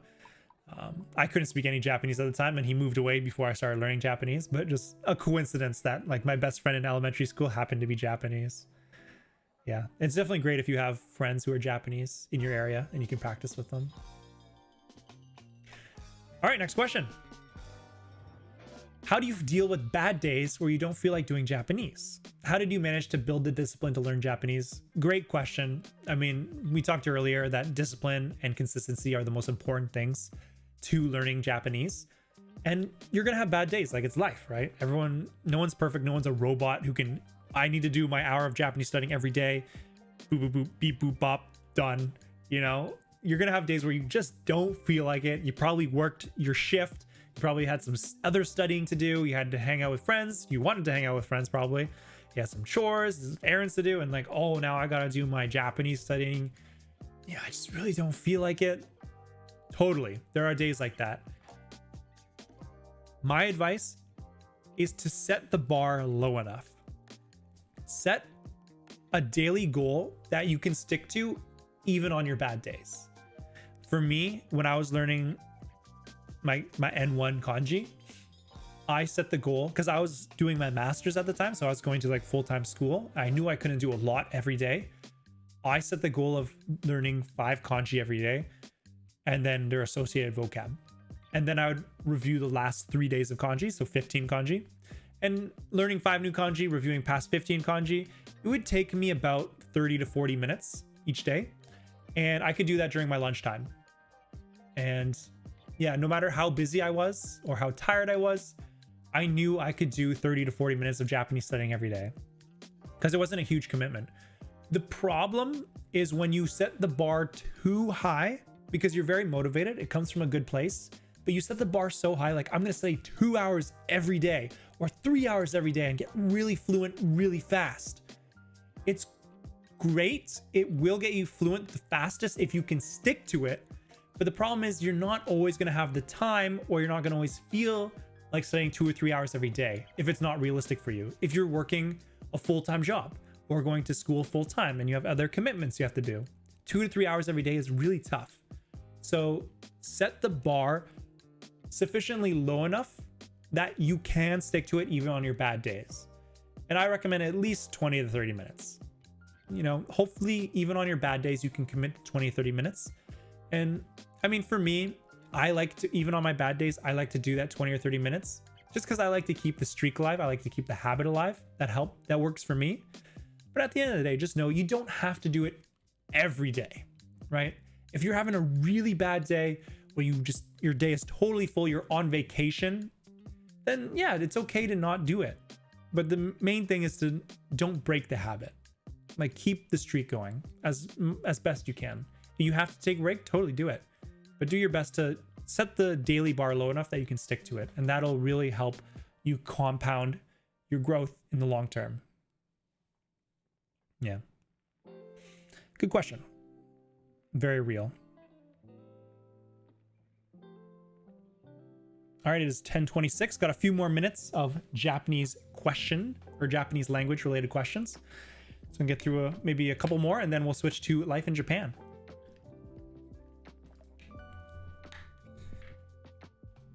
Okay, this is the last one I answered, so. Do you need a higher level of Japanese proficiency if you're living in smaller cities compared to large ones like Osaka or Tokyo? What level of Japanese would you need to be at for locals to not easily distinguish you from native speakers? Thank you. Yeah, so definitely you'd have to know Japanese better if you're in a small city because you're not going to have as many foreigners there. And there's probably not going to be as many English-speaking Japanese people. Although even in the big cities, there's not a lot of English-speaking Japanese people. So you still want to get to a good Japanese level. And if you watched my video on how to move to Japan, I'll put that in the chat as well. I recommend getting to N3 level at least. And then you can start getting better naturally through immersion while you're doing your studying. So I'd say whether it's a small town or a big city, get to an N3 level of Japanese. And what level do you need to be for locals to not easily distinguish you from native speakers? It depends. Usually like it's N1 or higher, but it really just depends on how good you are at speaking and listening. Yeah, and you know, even if you get to an N1 level, it's very good. You're amazing. Like, you put in so much work to get to N1, but you can still sound unnatural because, you know, maybe you haven't lived in Japan long enough or you haven't had enough exposure to Japanese. And some of the ways you talk still sounds like how a foreigner would think and talk, right? And you know, the pitch accent and all that. So it can give you away, even if your Japanese is at a high level. But it's not the worst thing in the world, right? Because people will still understand you really well. And as long as you're conveying yourself properly and people understand you, that's all that really matters. And if you really want to get really good, then over time, as you have more exposure, more practice speaking and listening, you'll get better and better. And then you'll probably get people like, oh, like, were you born and raised in Japan? Or like, have you been studying Japanese for a long time? Like, you'll get those questions occasionally and it'll be like, feels the best, let me tell you. So yeah, just keep at it.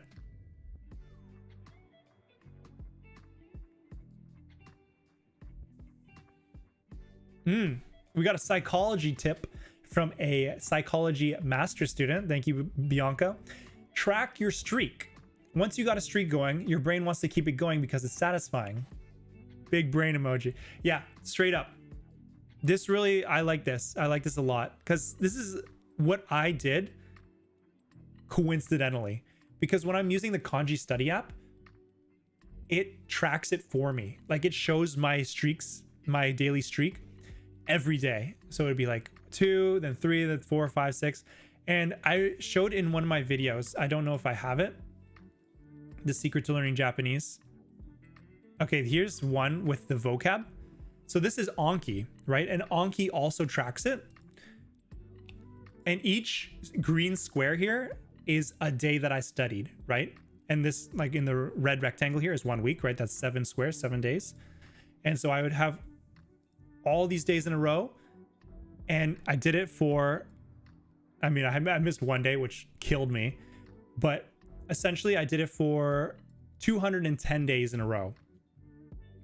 And like the part of how I stuck to it that long is because of that, like that sheet that it shows with the green squares. And I was like, okay, I can't break it. I need to keep having my green squares aligned. Like I want to keep that streak going. So as Bianca says, totally, I love that. Track your streak. You'll want to stick to it. You just will not want to break your streak. It really worked for me psychologically as well. And at the end of the day, it's all about the consistency. Because as I put in my video right here, so 210 days of studying and doing 136 cards a day. So I'm learning about 10 new vocab. And then there's like 126 like review cards on average every day. And so if you do that for 210 days, like 136 cards is a solid amount, but 10 new words and then reviewing words you already know, it's not that crazy. But do it for 210 days and that's 28,000 words that you've looked over, right? Not individual words, but you've reviewed a lot as well. 28,000 words being reviewed. Like that's where the power in consistency comes from. Like you just multiply it by the number of days you stay consistent and it becomes a huge number. So yeah, I love it. Track your progress. Make sure you can stick to it as much as you can. Anki is goated. I agree, Victor Blade. It's so good. SRS. That's what it's about. Austrians in the chat popping off.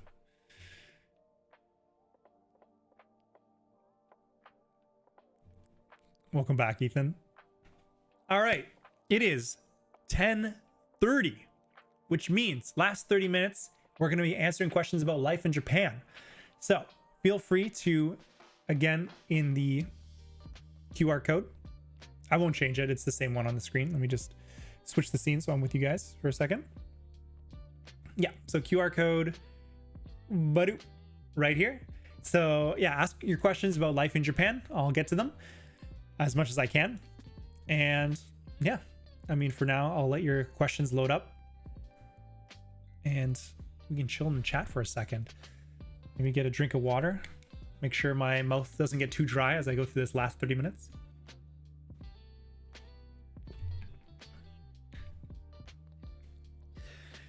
My streaks are tracked in blue by Anki. Is there a difference in colors? I guess so. I mean, mine was in green. Like, it's just the extension that I got. Like, Anki doesn't come with this. I think Anki's like very bare bones, but you can buy like downloadable extensions. So yeah, the extension I got was in green, Maybe it's customizable, I'm not sure, but I mean, there's probably another extension, or yours was just blue by default. So yeah, I mean, the color doesn't really matter. I mean, at the end of the day, it's just like it's green, and the darker the green is, the more cards are reviewed on that day. Yeah, but it does help a lot psychologically. Just want to keep that streak going.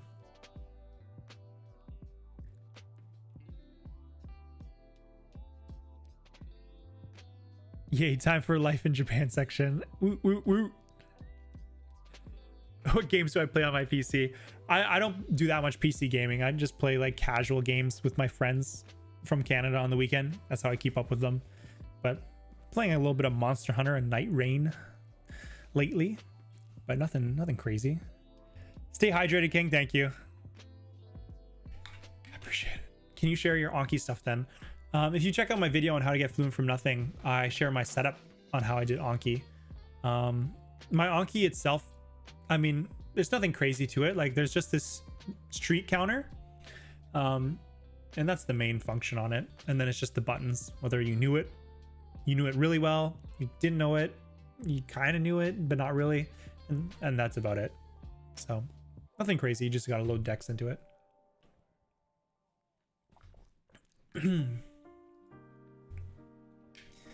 All right, let's see if we got any questions in the chat.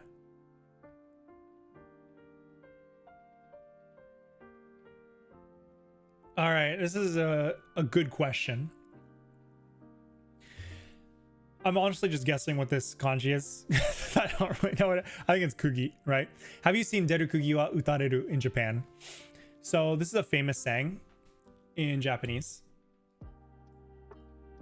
I think, is this exactly how it's said? Yeah, it is. Oh, it's kui. Is it kui? I swear it's kugi. But anyways, it's basically the nail that sticks out gets hammered, is how it gets translated in English. And so Japan has this culture of don't stick out. Like it's a really collectivist culture, right? So very homogenous. They want people being part of the system as much as possible. Like this is like very generalized, a very big generalization. I'm just talking in generalizations here. But typically in Japan, it's all about fitting in, not sticking out. In the West, we have a huge notion of like, be your own individual, be unique, like show your pretty colors. And that's where your power is. But in Japan, it's the exact opposite. It's all about fitting in, and you are an important cog in the machine. Don't stick out. If you're a fun, unique cog, you're just going to screw up the whole machine. So go to your school, do the problems how we tell you to do them, study, go to university, get a job, stick to that job for life. Don't complain, don't stick out too much, retire, you're all good. And it sounds terrible when I just said it that way, but there's pros and cons, right? Because Japan has a lot of good things about the culture, like the trains run on time. The service is fantastic. Wherever you go, essentially, the service is amazing. No matter if it's like an izakaya or like the train station or like a tourist center, the service is amazing. And that's because people follow the rules. Don't stick out. Our culture says you must be very polite to customers and people in general. And that's why the service is so consistently amazing. So that's the positive of it. Trains run on time. Don't be your own individual. Follow the rules. But the downside is that it can feel very suffocating, that you have to follow the rules so strictly. And have I seen that in Japan? Yeah, like I talk to a lot of people in general, and it is very stressful. It makes society very efficient, right? Because everyone follows the rule. Everyone follows the rules. Things run smoothly, right? It's amazing on the societal level, but on the individual level, it's very tough. Like it's not easy to always follow the rules and like stifle your individualism. You have to do this overtime. You have to you work your tough job, You do overtime, it's expected of you. Don't complain. You know, don't stick out. Complain. If you complain, you're sticking out. Follow the rules. Do your overtime. You finish your overtime, you have to go to nomikai, like the drinking afterwards with your coworkers. And again, you can't say no to the nomikai because then you're sticking out. You're saying, no, I want to use my time for something else. No, follow what your boss and all your coworkers are doing. Go to the nomikai. And so you're already working your job. You're doing your overtime. You're going to the nomikai. And it's like, you have no time afterwards. But if you just like follow the rules like everyone does, you kind of lose your own life a little bit. And that stress I do see really builds up in a lot of people. So unfortunately, I do see that a lot. But yeah, I mean, there's pros and cons, but I think a lot of the younger generation is starting to become a little bit more individualistic in their thinking. Like they don't love the idea of working for burak kigyo. So there's a lot more pressure on the companies to actually treat their employees right, which is a good thing. Yeah, I think it's all about balance at the end of the day. Like you do want your society to work well together, and that requires following the rules to some degree, but it's also good to have your own individualism and let people breathe, you know? So I do see it in every day. And delayed, but thank you, Bianca, for gifting memberships. Freaking homie out here, just spreading the love. I really appreciate your support. Sammy boy, congratulations on your gifted membership from Bianca.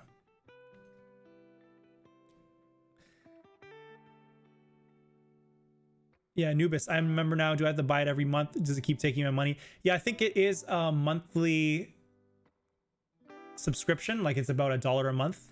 Absolutely no pressure to continue it every month. Whatever you can afford. It's $1, but you know, $1 does add up if it's every month. So just do whatever you can afford, and absolutely no pressure if you can't continue it.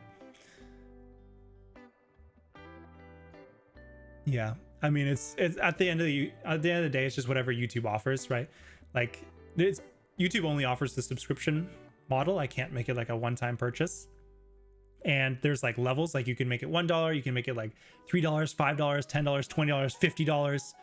I just made it $1, the cheapest I possibly could, because I wanted people to be able to use the emotes. So I just made it as cheap as I possibly could. But you know, $1 every month, it can still add up. So yeah, whatever you can afford.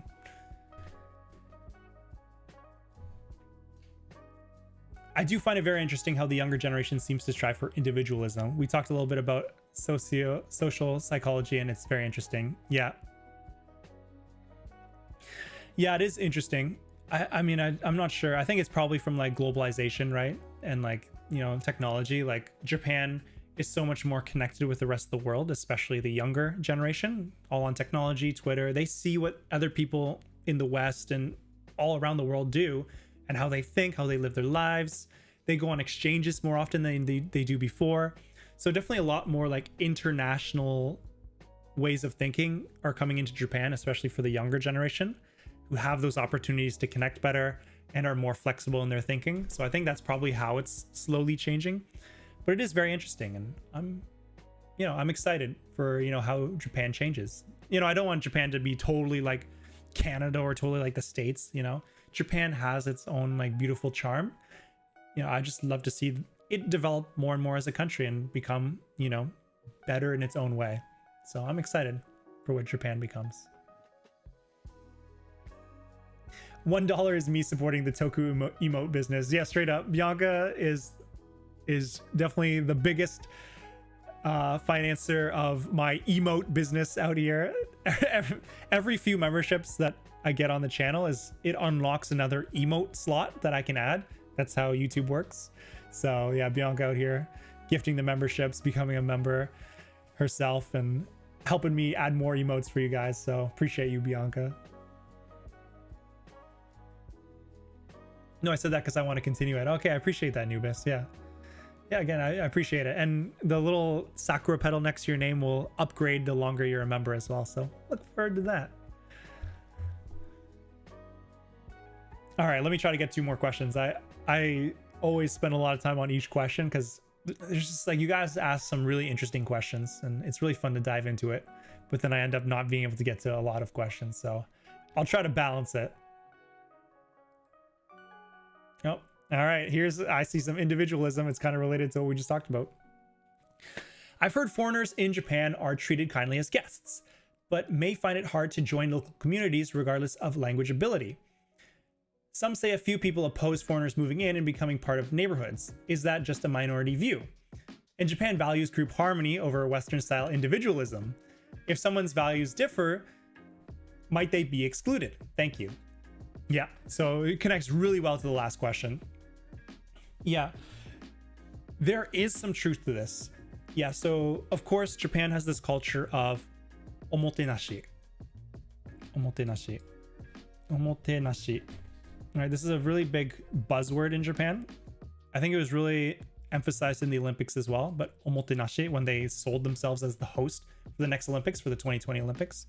So omotenashi is basically, it's like welcoming. What is the actual dictionary definition? But essentially it's like reception. Omotenashi. Hospitality, reception, treatment service. So omotenashi is like a very big Japanese concept. And that's why, like, if you come to Japan as a tourist or a guest, you're treated really well. Like if you go to the izakayas, you go to the stores, you go to the train station, wherever, even talking to people on the streets, asking for directions. Everyone is so kind because they have this omotenashi culture. Sorry, let me make this a little bigger. I didn't realize that it was the small screen. Omotenashi, let me make that bigger as well. Boop, boop. Yeah. So they have this omotenashi culture, which is why a lot of them are so receptive and hospitable to people who come to Japan. They're so kind. But yeah, as you mentioned in your question, there are of course people who oppose foreigners moving in and actually moving to Japan. Like some people would prefer foreigners just be tourists. But a lot of the comments I get on my YouTube channel, a lot of the people I talk to on the streets, like Japanese people, most of the people are not opposed to foreigners moving to Japan. Okay? That's the plus. Most people are not opposed to it. They are welcome to it. The key is that they want you to respect their culture. A big problem that people have is they come to Japan and they treat it like a playground, right? It's so fun. Like there's anime, the trains are great, the stuffed animals are amazing. Like it's amazing. But at the end of the day, it's a country and they have rules, right? As we just talked about, it's a very collective mindset and they follow the rules, and that's how their society works so well and smoothly. And a lot of foreigners will come here and just kind of force their individualism and say like, I'm unique, I don't follow your rules, I'm my own person, I'm special. And everyone's free to think the way they'd like to think, totally. But if you're coming to Japan, if you want to move here, you're essentially a guest, right? And if you're a guest in another person's country, you should follow their rules. And this is the one thing that I think most Japanese people are a little bit hesitant on. They want people to respect their culture, follow the rules, learn the language, hopefully, so you can actually speak to people and be a functioning member of society. And then society moves smoothly, even if there are foreigners coming.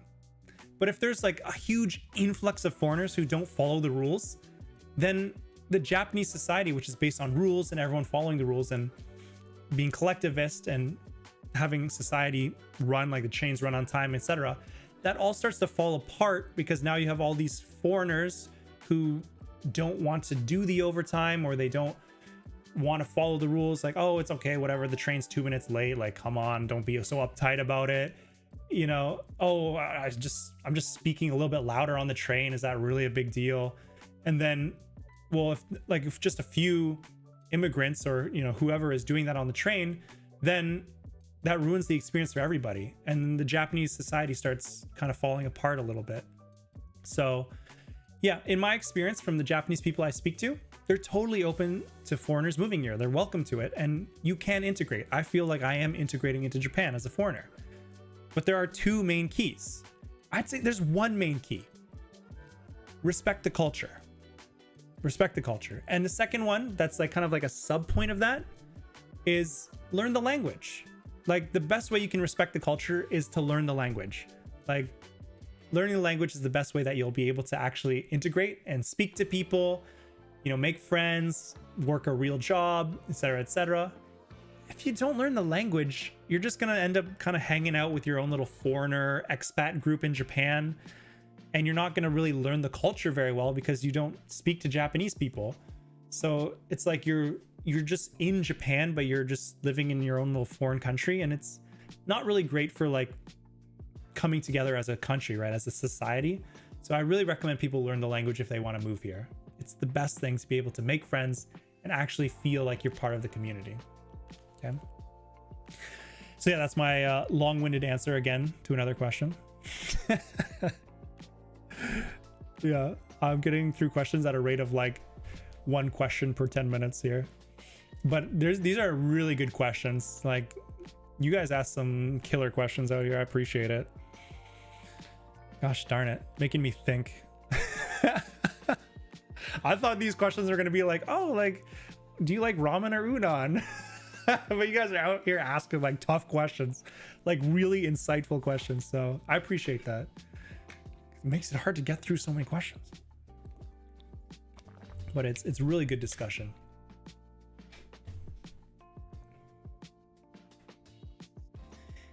All right, let's see if we can get through some more here. Do you listen to Japanese music? I started with Eve and Yama, then discovered Tatsuya Kitani, Voundy, and Halkali. And now I'm listening to just so much random stuff. How about you? Out of that whole, I mean, amazing that you're into so much Japanese music. Out of that whole list, I only know Voundy. I freaking love Voundy, or Vondi. I don't know how they're pronounced in English. But yeah, they're amazing. Great music. I do listen to a lot of Japanese music. Some of my favorite artists is Yuri. I really like Yuri. Yuri. I guess I could write it in English. Yuri. Yeah, famous Japanese singer, songwriter. I'd say probably his most famous song is Dry Flower. Really love that song. It's one of my favorite karaoke songs. And then, you know, Mrs. Green Apple is another one. Mrs. Green Apple. They're also really popular lately. Fantastic group singers, super high notes, so satisfying, pump up. And if I were to give one more, I mean, the classic Yoasobi. We all know this. You know, Racing Into the Night. Right? I mean, everyone's probably heard that song. It was popping off on TikTok and literally everywhere. Yoru ni kakeru. Yeah, but like all their other songs as well are just like all bangers. So yeah, those are 3 artists that I really like. I do really like Japanese music, and I like doing the karaoke as well. I do not sing Yoasobi because it's a freaking like female singer and she sings super high. But yeah, other singers I do like singing. Male singers. Thanks for your question. Huge Yoasobi fan here. Almost 300,000 minutes listened. Damn. All right, you're ahead of me. But yeah, Yoasobi is so banging. Yeah. What's that? Tabun is a good one as well. I can't remember. Was it Tabun? I can't remember the name of my favorite Yoasobi song. There's the Mo Skoshi Dake. Here it is. I mean, you've probably heard it if you've listened to 30,000 minutes. But if you, from some miracle, haven't listened to Mo Skoshi Dake, give it a listen. That's my favorite Yoasobi song. Just got like so much good like upbeat vibes, you know. So good. Do you know who Higedandism is? Of course I do. Yeah, Higedandism is like freaking massive. I think they took a little bit of a break though, because I think like the main singer got like vocal nodes or whatever. But yeah, they're an amazing singer as well. I think Pretender is like their biggest song. Of course I know that one, and like all the other songs as well. They're fantastic. Rad Wimps, great one. Fujikaze, another classic. Yeah, these are all bangers. All bangers out here. Ayumu Imazu makes bangers. I'll have to check them out because I haven't heard of them. Ayumu Imazu. Ayumu Imazu. Imazu is Bianca's favorite. He looks very kakui, very ikemen. That doesn't influence your decision, right? You like the music, right? I'll have to check them out later. Thanks for the suggestion. My best one is Encore. Encore. Is that you're talking about Yoasobi? Or Higedandism? Okay, it looks like Yoasobi. I'll have to check that one out. I'm not sure if I listened to that one. It sounds familiar, but I couldn't tell you what it sounds like. I'll check it out. Don't call me out. Yeah, freaking knew it. As long as you like the music as well, right? It can't just all be looks, right? You know, it's nice when they're also kakui.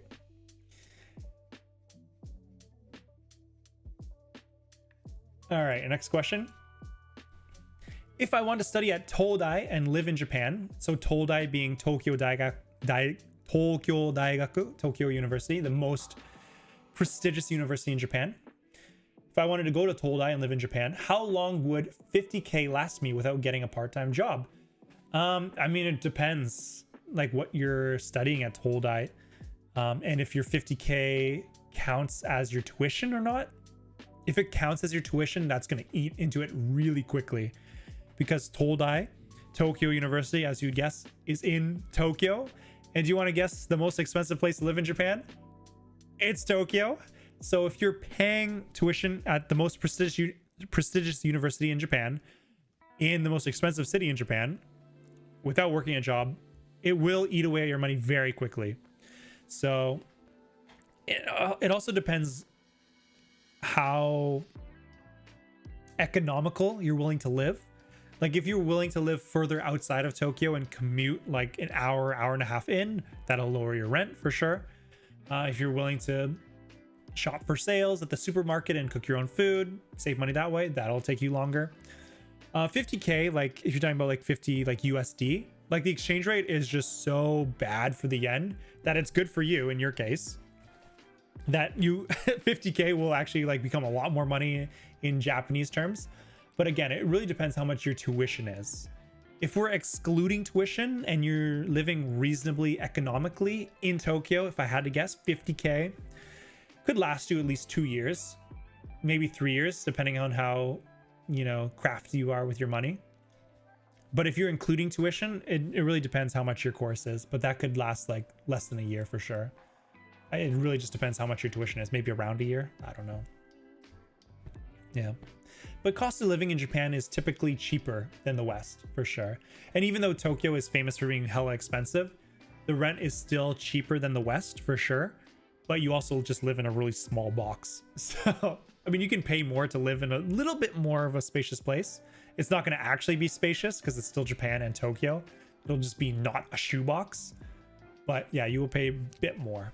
But in general, like groceries are much cheaper. Transportation is cheaper. Buying goods is cheaper. And your initial exchange of like 50K USD to Japanese yen will definitely be a good exchange for you. So it can take you a decent way. Yeah, Tokuyuu, what's your favorite anime? Right now, I gotta say it's Jujutsu Kaisen. I haven't finished the latest season. I literally just started it today because I've been saving it up. Like literally look at my phone. Can you see this? That's my boy right there. Itadori Yuji. I love Jujutsu Kaisen. And even look at my like wallpaper. My boy again. Yeah, I love Jujutsu Kaisen. It's just like the animation is so beautiful, like the drawings, and then like all the characters are cool, personalities, the powers, the whole story. Chef's kiss. Yeah. That's Sukuna, not Yuji. I mean, it's the same thing. Like, you know, it's the same person. Come on, give me a break. I do like Yuji. This was just the only sticker that was available. Freaking Bianca out here fact checking me. Nubis, stop backing her up. It's both. They're the same person, okay? Come on. All right. Next one.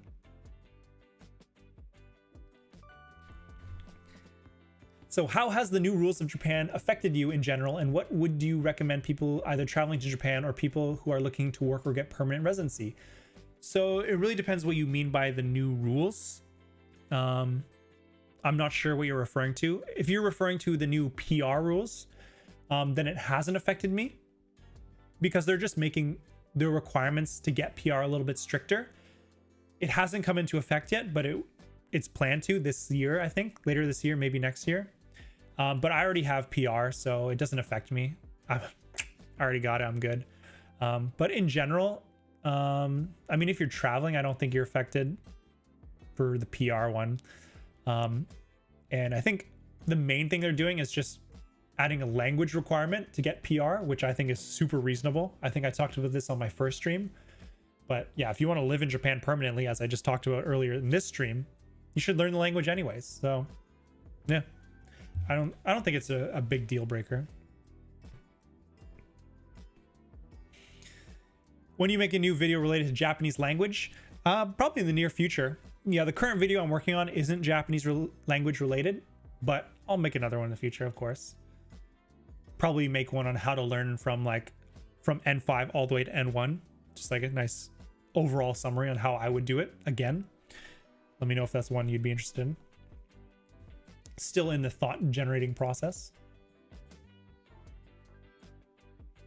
It might affect me though, still striving for PR. Yeah, Nora, that's fair. I mean, at the end of the day, you already speak like god level Japanese, like already N1, right?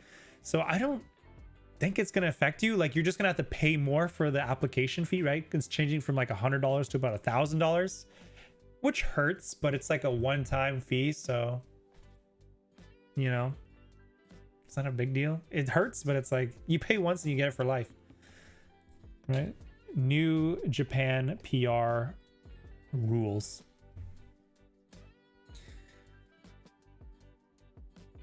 Requiring applicants to hold the maximum authorized period of stay for the visa. Show impeccable tax and social insurance payments. Any late payments or unpaid obligations now may lead to automatic refusal. I mean, that sounds pretty tight, to be honest. But, I mean, you should definitely pay your taxes and social insurance payments. But I guess it's a little bit stressful if you just accidentally make a mistake and don't pay it. But, I mean, you're a good law-abiding citizen, so I feel like you'd probably be all right. Applicants must hold the longest period of stay granted for their visa, which is 5-year visa rather than 3. That's interesting. I didn't know there was a visa requirement, like as a prerequisite for PR. We have tighter compliance for paying your taxes and social insurance payments. Good conduct. Minor traffic violations or minor legal violations are now more likely to cause rejection. Traffic violations? Like really? Like if you like freaking like park your car in the wrong place, or like you do like a minor speeding offense, like that's pretty tough actually. Like maybe they are low-key getting quite strict. I didn't know it was this intense. Grace period until 2027. Yeah, I mean that's like next year, so that's pretty soon.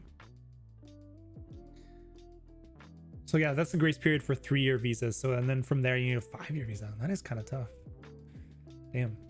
Common requirements remain, so you can still do just 10 years of continuous residency with at least 5 years on a work residence visa. They want you paying your taxes and social insurance payments during that time, and faster paths for highly skilled professionals. Okay.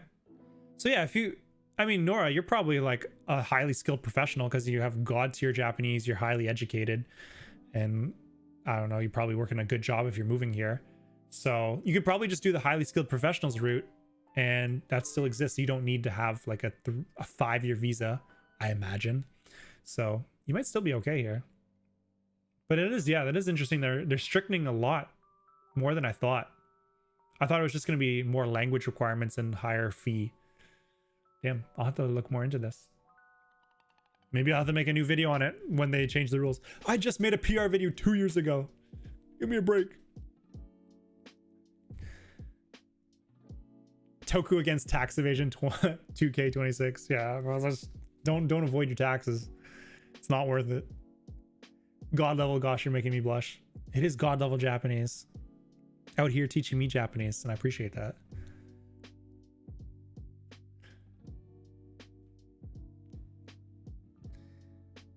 Hashtag fraud. Kotat's princess life. Nice. Catching on to the meme.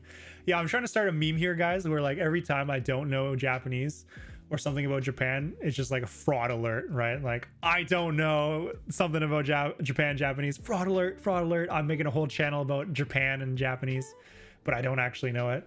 Yeah, Kotat's princess is in on the meme. Fraud alert. Hey, I'm still sharing the knowledge I do, you know. I'm not claiming to be perfect. Sometimes I'm a bit of a fraud. Can I get born in Japan so I can learn Japanese faster? Honestly, yeah, that's what we all wish, right?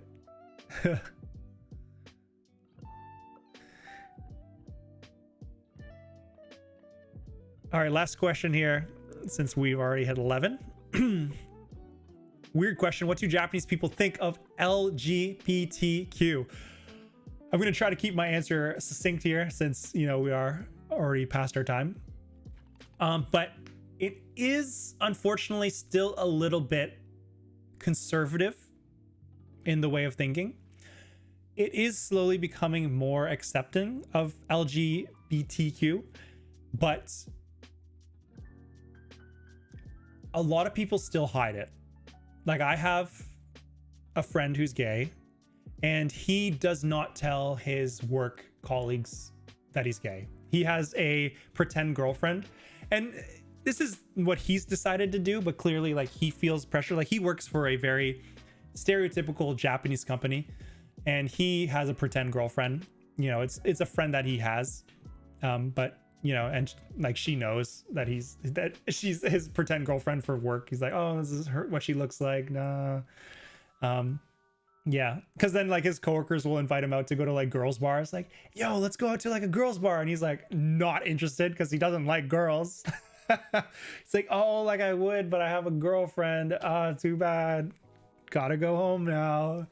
So yeah, there is still a bit of pressure to hide it. And honestly, yeah, if you go out in the streets, you don't see open gay couples very often. Like, I don't see men holding hands in public that often. Like, I've seen it in Canada before, but I haven't really seen it much in Canada. Or sorry, I haven't seen it really much in Japan.